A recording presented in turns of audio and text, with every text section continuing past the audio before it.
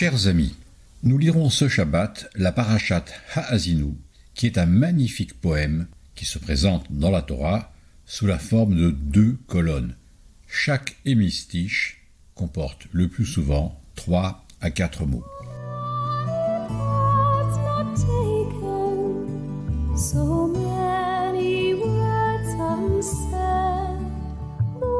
Ha'azinu est la poésie biblique. La principale caractéristique de la poésie biblique est le parallélisme. Les 2 hémistiches d'un vers sont reliés selon l'un des 3 principaux modèles suivants. Premièrement, le synonyme. Ha'azinu ha'shamayim va'adabera, ve'tishma ha'aretz imrefi. Écoutez les cieux, je vais parler, que la terre entende mes paroles. Deuxièmement, antithétique. Pen yomru yadenu rama, velo Hashem pa'al kolzot. C'est notre puissance qui triomphe, et ce n'est pas Dieu qui a fait tout cela. Ou encore synthétique. Yatsev gevulot amim, le mispar bené Israël. Il fixe les frontières des peuples selon les nombres des enfants d'Israël.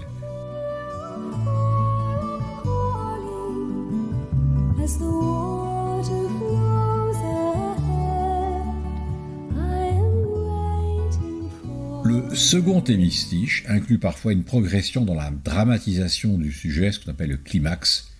Exemple, Yimtsa ehu eretz midbar ou tohu yolel yoshimon. Il le rencontre dans une région déserte, dans les solitudes aux hurlements sauvages.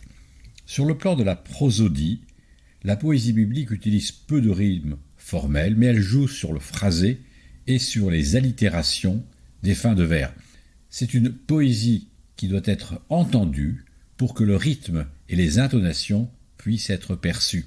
Le répertoire poétique comprend des mots qui reviennent souvent par paire et que l'on retrouve dans d'autres passages poétiques. Par exemple, Ha'azinu ve'tishma, entendre, écouter, Ha'shamayim ve'haaretz, le ciel et la terre, Va'adabera imrefi, je parlerai les mots de ma bouche. Ces paires de mots se retrouvent dans une dizaine d'occurrences, dans Bereshit, dans Isaïe, dans les Juges, dans les Psaumes, dans Osée et dans Job.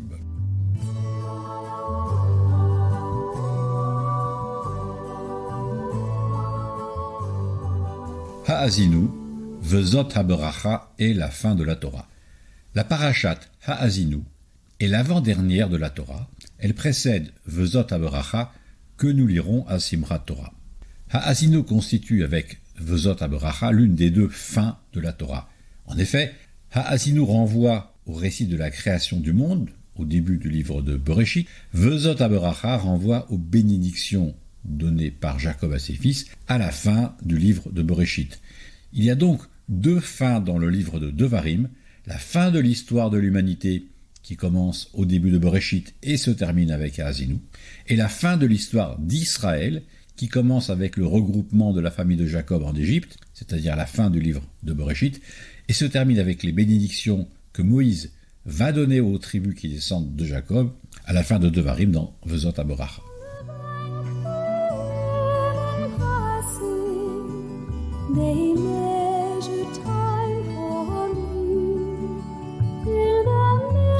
Ha'azinu est le récit de la création du monde. Le chant de Moïse, Ha'azinu, reprend des termes qu'on retrouve au début de Bereshit dans le récit de la création du monde et qui ne sont pas réapparus depuis. Exemple, au verset 2, Ha'azinu fait référence à la végétation, en hébreu, Deishé.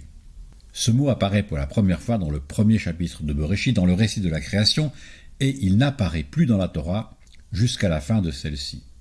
Au verset 10, Ha'azinu fait référence à un lieu informe, le Tohu, en hébreu Tohu.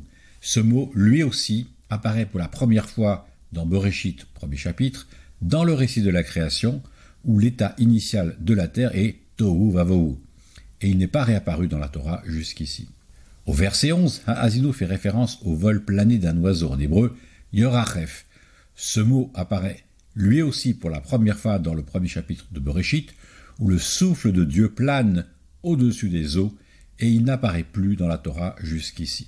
Enfin, au verset 24, Ha'azinu fait référence aux rampants qui mangent de la poussière, Zochale Afar, ce qui ressemble à la malédiction du serpent du jardin d'Éden, dans le 3e chapitre de Bereshit, où il est dit « Al geroncha teler va fartochal » tu ramperas sur ton cou, sur ton ventre, et tu mangeras de la poussière.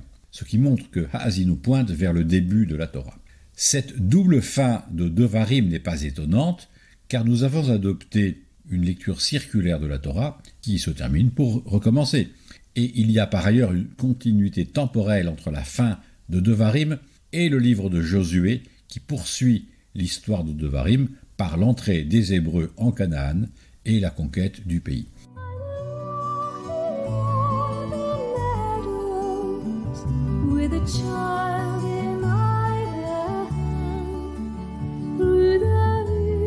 Cette continuité historique est le fait de la paracha Vezot HaBeracha qui, bien que renvoyant par le thème de la bénédiction à la fin de Bereshit, constitue également une transition entre la Torah et les livres historiques Josué, Juges, Samuel et Rois.